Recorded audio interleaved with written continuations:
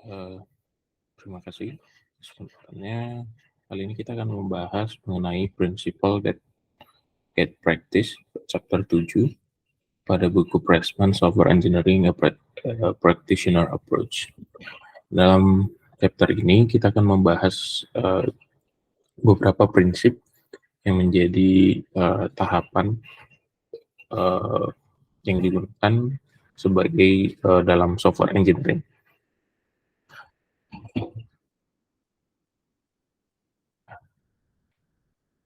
Dapat beberapa prinsip utama dalam software engineering. Salah satunya adalah be agile. Maksud dari be agile ini adalah sesuatu hal ketika kita membangun suatu software atau suatu produk, maka kita diharapkan untuk bersikap agile. Di mana proses agile itu maksudnya adalah hal-hal yang dapat dilakukan secara berulang. Jadi kita create suatu produk, kita deploy atau kita publish ke publik, dan maka akan muncul feedback. Dari feedback tersebut kita akan mulai lagi tahapan dari awal, yaitu requirement gathering, analysis, design, dan implementation, kemudian testing, dan kemudian maintenance. Hal inilah yang disebut agile. Jadi tidak bersifat kaku, tapi lebih bersifat dinamis tergantung tahapan-tahapan atau masukan dari orang lain atau customer. Kemudian adalah fokus terhadap kualitas dari langkah-langkah yang kita dalam membangun suatu software. Jadi kualitas adalah kata kuncinya. Jadi kita harus fokus terhadap kualitas terhadap siklus-siklus atau software metodologi proses yang kita gunakan. Kemudian adalah be ready to adopt. Yang dimaksud di sini adalah kita harus siap untuk beradaptasi terhadap perubahan. Seperti yang saya sampaikan di awal tadi, bahwasanya kita harus beradaptasi terhadap lingkungan dengan cepat. Karena produk yang kita create atau kita buat itu bukan berarti menjadi solusi yang terbaik untuk customer. Nah, dari situ kita harus mampu cepat beradaptasi terhadap perubahan apa yang dibutuhkan seorang customer. Kemudian adalah membangun sebuah tim yang efektif. Tim yang efektif akan menghasilkan produk yang efektif pula. Dari sini kita akan dapat kita lihat bahwasannya tim akan saling melengkapi. Tim yang baik adalah tim yang saling melengkapi kekurangan satu sama lain dari antar anggota tim. Kemudian establish mechanism for communication and coordination. Kebanyakan project gagal itu dikarenakan informasi yang kurang atau informasi yang tidak diserap dengan baik oleh para anggota tim yang baik. Jadi komunikasi dan koordinasi adalah suatu hal yang kunci atau hal penting terhadap pembangunan suatu software atau prinsip yang harus kita jalankan dengan baik. Kemudian manage change. Prinsip yang kedua adalah mengatur perubahan. Perubahan yang harus kita atur ini adalah ketika kita membangun suatu software dan kita mendapatkan feedback, maka perubahan itu harus kita respon dengan cepat, tepat, dan termanageable. Ini dapat diatur. Kemudian assess risk. Kita harus memahami risiko dari produk yang kita buat atau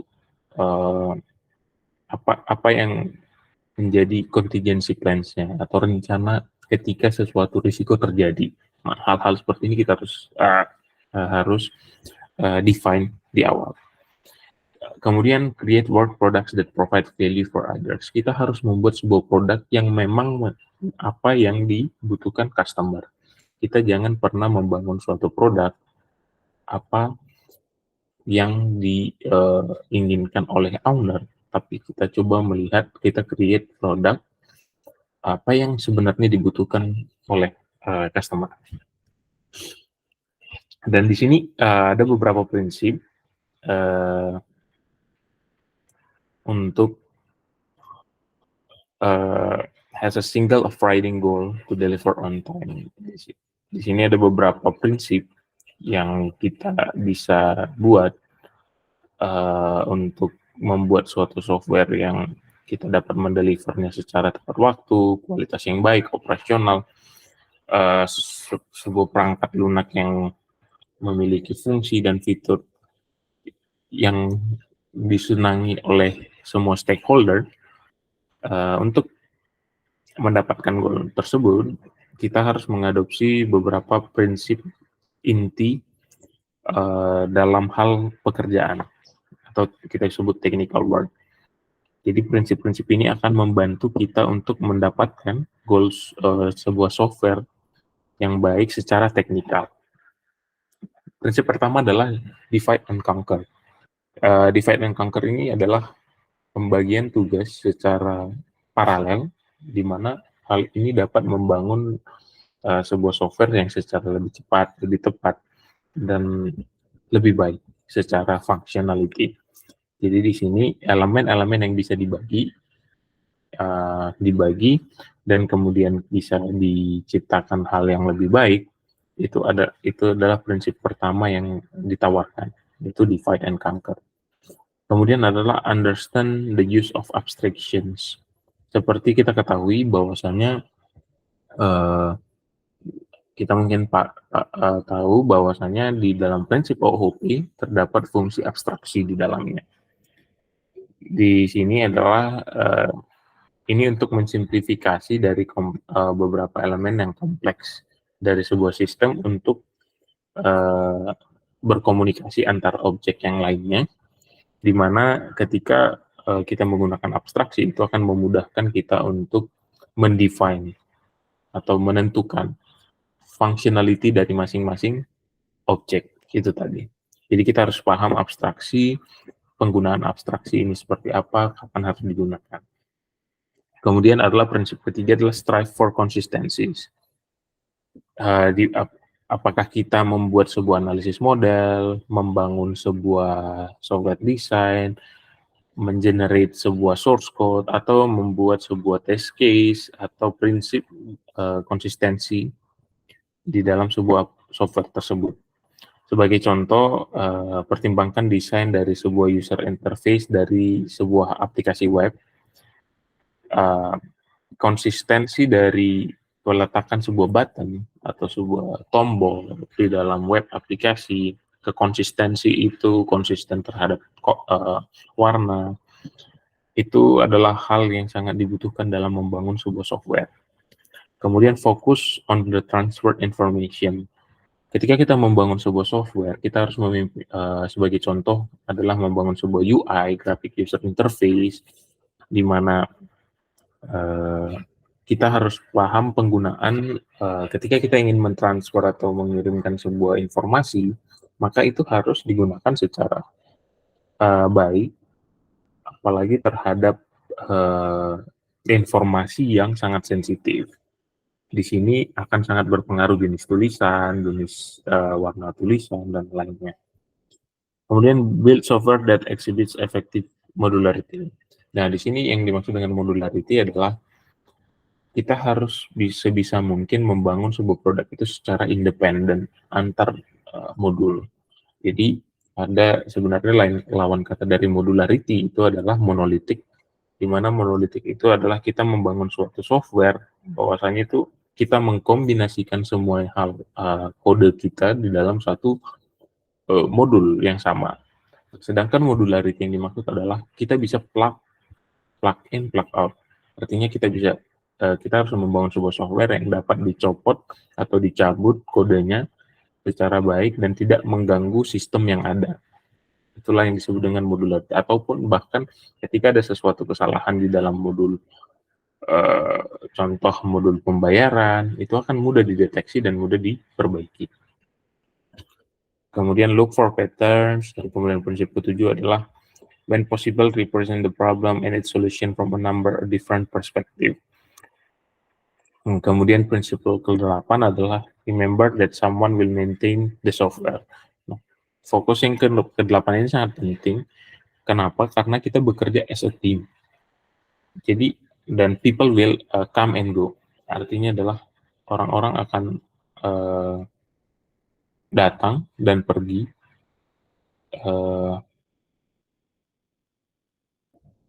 orang-orang akan datang dan pergi, di mana orang-orang tersebut akan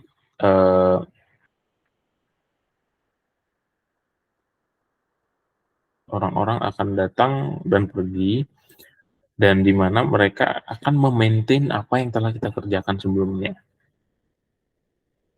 Nah, kemudian adalah prinsip komunikasi, di mana adalah prinsip pertama adalah mendengar, listen, prepare before you communicate.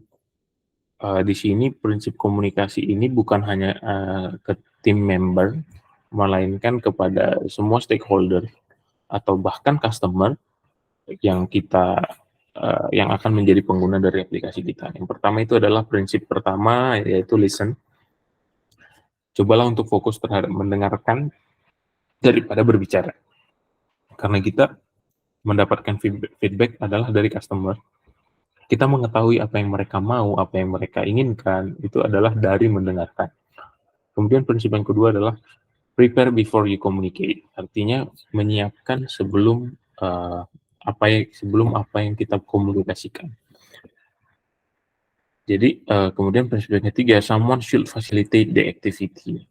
Artinya di sini adalah seseorang harus menyediakan sebuah media atau memfasilitasi untuk berkomunikasi antara pengguna dan si pemilik aplikasi. Kemudian face-to-face communication is the best. Artinya kita diharapkan lebih berkomunikasi secara langsung agar dapat memahami perasaan, memahami situasi, ketimbang kita melakukan secara virtual. Kemudian take notes and document decision. Setiap komunikasi yang kita lakukan diharapkan dapat kita membuat sebuah catatan yang dimana kita dapat melihat apa isi yang kita sampaikan atau isi percakapan dari kedua belah pihak. Kemudian strive for collaboration, stay focused, modularize your discussion. Kemudian if something is unclear, draw a picture. Terkadang ketika kita menyampaikan sesuatu penjelasan itu tidak jelas terhadap customer atau terhadap orang lain, maka alangkah lebih baik jika kita bisa membantu menggambarkan apa yang menjadi problem. Kemudian prinsip yang ke-9 adalah once you agree to something, move on. If you cannot agree something, move on. If a feature function is unclear, cannot be clarified the moment, move on. Jadi ketika kita berdiskusi, ada kalanya itu diskusinya kita tidak menyetujui, atau kita menyetujui, atau bahkan sesuatu diskusi itu tidak jelas. Maka kita harus segera bangkit atau beralih, bergerak. Jangan hanya terdiam pada hal yang sama. Kemudian prinsip yang ke-10 dan negotiation is not a contest or game. It works best when both parties win. Jadi di sini yang disampaikan adalah ketika kita bernegosiasi, diharapkan kita melakukannya dengan baik. Itu menguntungkan kedua belah pihak. Jadi tidak sendirinya. Atau tidak hanya memenangkan sendiri. Jadi di sini negosiasi itu harus memenangkan kedua belah pihak. Intinya seperti itu. Prinsip dalam perencanaan. Pertama adalah understand the scope of the project. Kita harus memahami scope atau batasan dari project yang kita buat. Kemudian involve stakeholders in the planning activity. Di sini adalah kita harus melibatkan semua stakeholder yang berpengaruh kepada aplikasi yang kita buat atau software yang kita buat. Termasuk itu dalam perencanaan, semisal perencanaan kita butuh requirement gathering, di mana itu membutuhkan seorang pemilik atau owner, stakeholder owner, atau kita membutuhkan tahapan testing, berarti kita harus berkomunikasi dengan beberapa calon customer. Kemudian recognize the planning is iterative. Di sini perencanaan yang dilakukan atau yang direncanakan harus bersifat iteratif atau berulang. Kemudian estimate based on what you know. Jadi mengestimasi apa yang kita tahu, berdasarkan apa yang kita tahu. Jadi jangan pernah mengestimasi sesuatu hal yang tidak kita ketahui. Semisal kita ingin membangun sebuah modul payment, pembayaran. Kita harus paham flow yang dialurkan itu seperti apa, jadi kita dapat melakukan estimasi berdasarkan apa yang telah kita ketahui, yaitu workflow dari pembuatan payment itu tadi. Consider risk as you define the plan. Jadi setiap perencanaan yang telah kita buat itu harus memiliki mempertimbangkan risiko apa yang akan terjadi ketika planning itu ada. Jadi setiap tahapan kita harus memikirkan risiko terburuk yang terjadi. Kemudian be realistic. Orang-orang cenderung tidak akan bekerja 100% setiap hari. Jadi di sini kita harus membuat sebuah timeline yang realistis terhadap developer kita atau terhadap orang-orang yang bekerja di dalam proyek tersebut. Adjust granularity as you define the plan. Kemudian define how you intend to ensure quality. The plan should identify how the software team intends to ensure quality. If technical reviews are to be conducted, they should be scheduled. Di sini kita harus memperhatikan dari kualitas program yang kita buat, termasuk dalam technical review. Kita harus mereview semua technical issue atau technical yang telah di-create oleh programmer atau product manager. Semua hal tersebut harus direview agar project-nya berjalan align atau garis lurus sesuai apa yang kita define di awal. Describe how you intend to accommodate change. Kemudian the plan, track the plan frequently and make adjustment as required. Ya, di sini terdapat modeling prinsipal, di mana pertama adalah primary goal of the software team is to build software, not create model. Ya, jadi di sini ada ketika kita membangun sebuah software, ada yang disebut dengan model. Di model ini itu kita jangan hanya fokus terhadap creating model, tapi sebuah software. Kemudian travel light, don't create more models than you need. Kemudian strive to produce the simplest model that will describe the problem or the software. Build models in a way that makes sense and them amenable to change. Be able to state explicit purpose for each model that is created. Adapt the models you develop to the system at hand.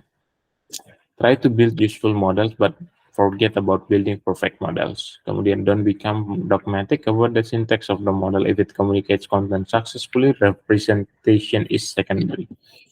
If your instincts tell you model is not right, even though if it seems okay on your paper, you probably have reason to be concerned. Get feedback as you can. Ya. Kemudian, iya.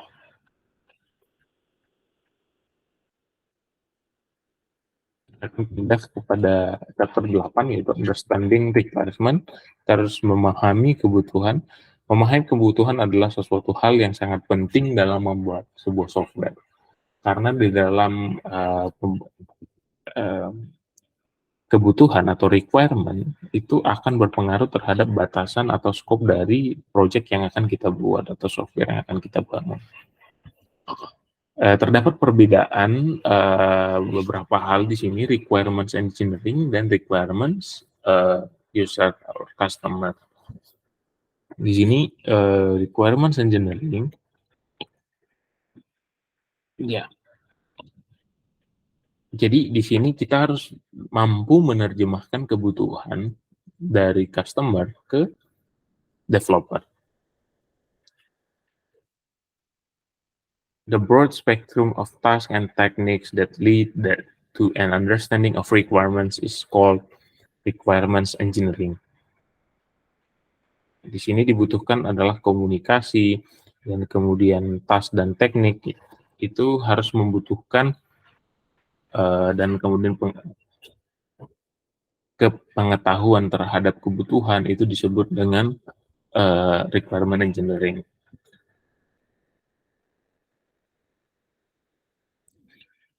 Terdapat requirement engineering, terdapat 7 hal task. Yang pertama adalah inception, bagaimana sebuah project itu dapat dimulai. Kemudian elicitation ini adalah tanyakan ke customer, pengguna, dan orang lain, apa tujuan dari sistem yang kita bangun, apa yang sedang mereka butuhkan, dan kemudian bagaimana sistem atau sebuah produk dapat berjalan dengan baik. Kemudian elaboration adalah dalam elaboration informasi yang diterima during inception and elicitation is expanded and refined during elaboration. This task focus on developing and refine the requirements model. Jadi di sini kita kembali mendefine atau mencari kebutuhan apakah sudah sesuai setelah proses elicitation dan inception tadi. Kemudian negotiation. Ini negotiation adalah bagaimana kita berargu, bernegosiasi untuk sesuatu hal yang sangat dibutuhkan oleh pengguna. Kemudian specification. Pada spesifikasi, kita diharapkan mampu untuk melakukan sebuah keadaan di mana kita dapat menentukan spesifikasi dari sebuah software. Kemudian validasi. Dalam hal validasi, di sini kita menentukan bahwasannya produk yang kita buat itu sesuai dengan apa yang kita define di awal terhadap kebutuhan. Kemudian di sini adalah establishing the groundwork. Yep.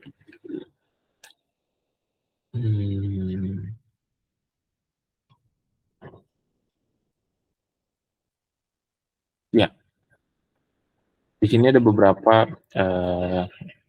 poin untuk atau guideline di mana kita untuk dapat melakukan kolaborasi dalam hal requirement gathering atau pengumpulan kebutuhan sistem. Meetings, kemudian kita harus menyiapkan pengaturan dari persiapan, kemudian agenda, fasilitator, dan kemudian definition mechanism.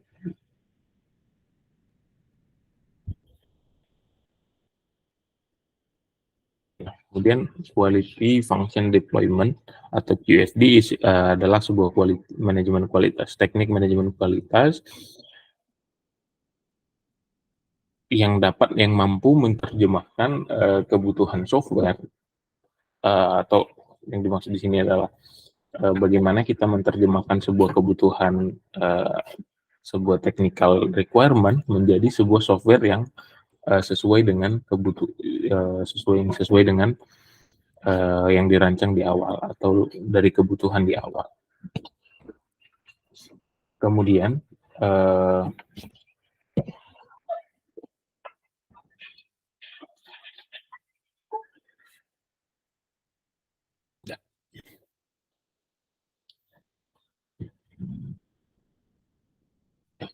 mungkin di poin berikutnya adalah developing use case.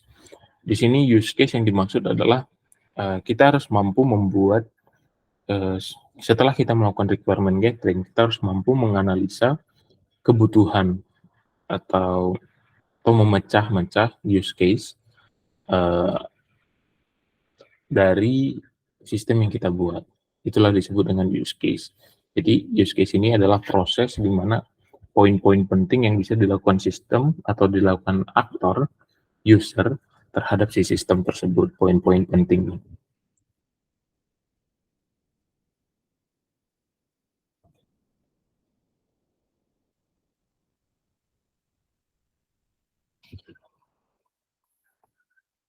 Kemudian chapter 9 adalah requirements modeling scenario based methods.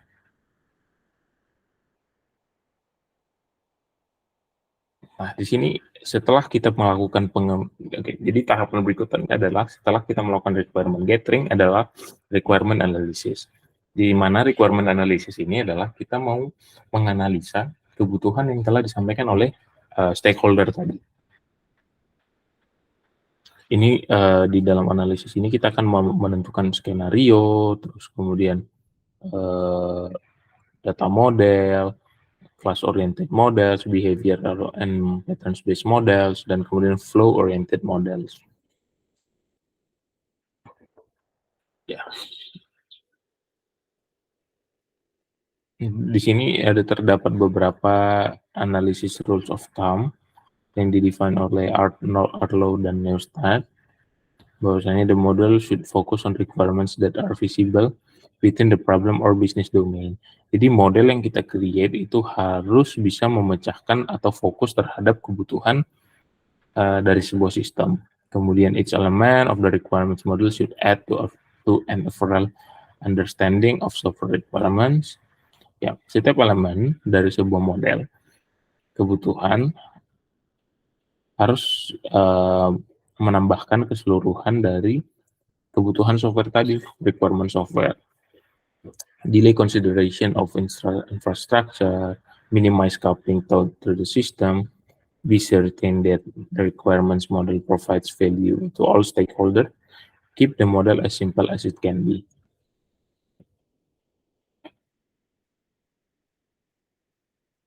Nah, di sini skenario based modeling yang dibuat adalah kita harus creating a preliminary use case, kemudian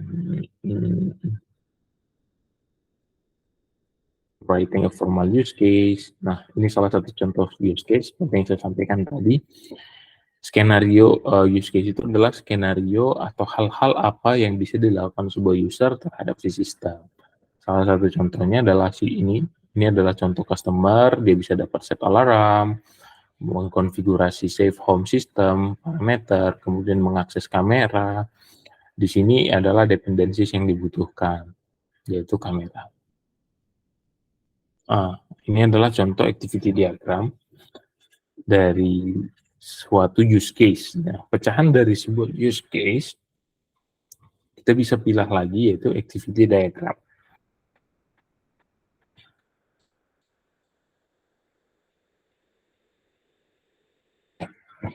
Kemudian chapter 10 adalah requirement modeling class based method.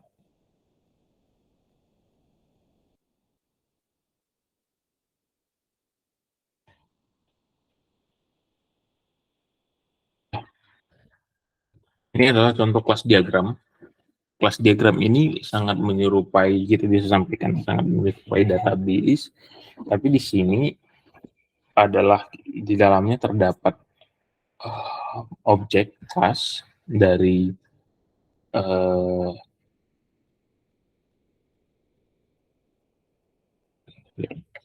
objek model dari sebuah kelas, di mana di kelas ini terdapat properties yang dimiliki, kemudian metode atau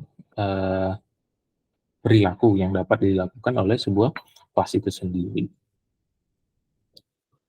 Nah, di sini mendefine collaborator modeling, di mana di sini kita mendeskripsikan sebuah kelas itu responsibility-nya apa, kemudian kolaboratornya. Contoh, ini agregat kelas. Ini sebenarnya lanjutan dari abstraction tadi, di mana si player ini merupakan sebuah parent class, di mana player head itu merupakan bagian dari player body merupakan bagian dari player arms, player legs, seperti itu. Jadi, pada dasarnya di chapter 10 ini kita mendefine requirement modeling, sebenarnya ini sangat dibutuhkan oleh si software engineer, karena di mana mereka kan dapat memahami antar modeling. Jadi biasanya sebenarnya orang software engineering itu mampu menerjemahkan sebuah modeling ke dalam implementasi. Jadi sebenarnya ini adalah tahapan sangat penting. Jadi di mana ketika tahapan ini selesai, itu akan diteruskan ke tahapan implementasi. Kemudian di chapter 11 adalah behavior patterns and web mobile apps. Ya, di sini contoh state diagram yang dibangun adalah ketika sebuah produk, sebuah software, atau sebuah use case didefine, Ini lebih ke logic yang di-define sehingga dapat divalidasi oleh seorang software engineer, yang dapat diimplementasikan oleh seorang software engineer. Nah, ini contoh sequence diagram, bagaimana alur dari sebuah sequence ini adalah urutan, diagram urutan. Ini kembali lagi, ini terkait dengan setiap use case yang dibuat.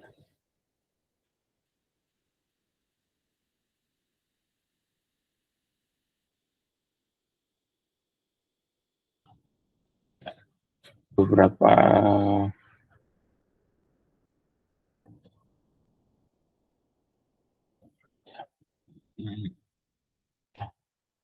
kemudian desain konsep, desain principle atau desain konsep ini mengandung konsep dari desain yang kita buat dalam rangka membuat sebuah software. Di sini konsep-konsep desain itu mencakup hal-hal yang berkaitan dengan UI, itu akan mengandung dengan UI, user interface, ya.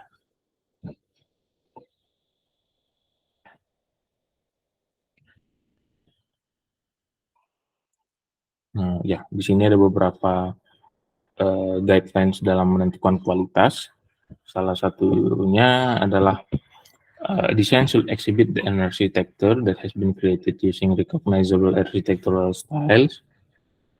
Kemudian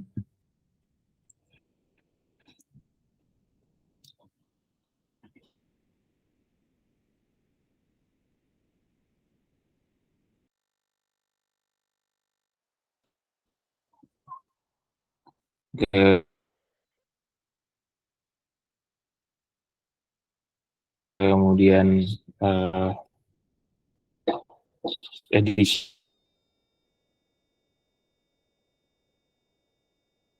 design should be modular, edition should contain distinct presentation of data. Ya,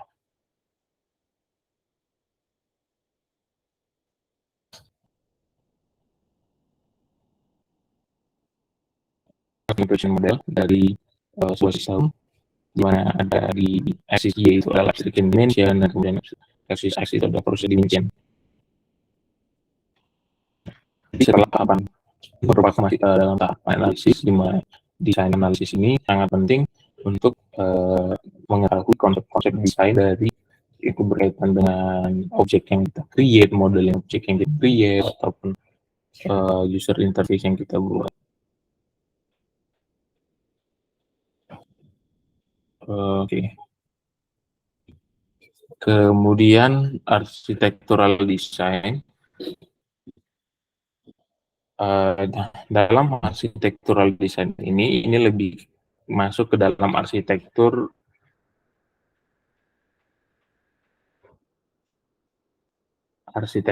dari software yang kita buat.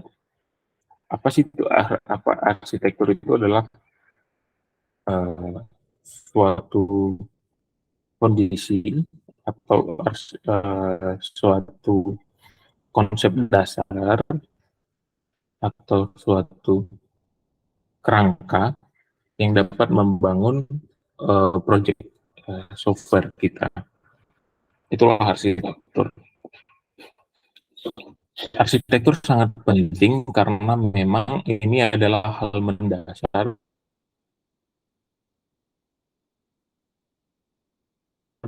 atau kita dapat menggambarkan bagaimana produk kita itu bisa dapat scalable atau bisa dapat berkembang dengan baik.